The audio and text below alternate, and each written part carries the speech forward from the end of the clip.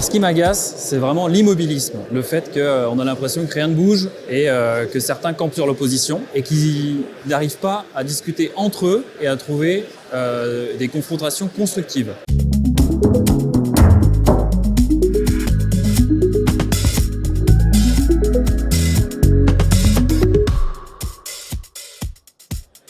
Alors ce qui m'agace, c'est vraiment l'immobilisme, le fait qu'on a l'impression que rien ne bouge et que certains campent sur l'opposition et qu'ils n'arrivent pas à discuter entre eux et à trouver des confrontations constructives. Alors ce qui me donne de l'espoir, j'ai fait mes études il y a plus de 20 ans maintenant.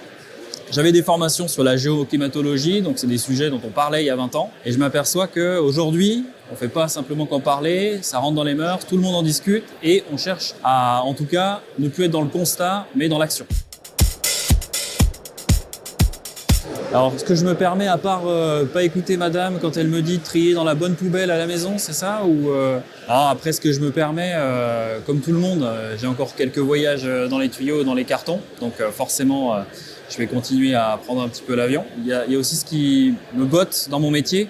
Ça me permet de discuter avec des acteurs qui sont pas tous très promoteurs de la transition. Et mon petit challenge, c'est de les convaincre ou de les faire bouger d'un pas pour certains, d'un grand pas pour d'autres, et puis les aider à accélérer pour d'autres encore.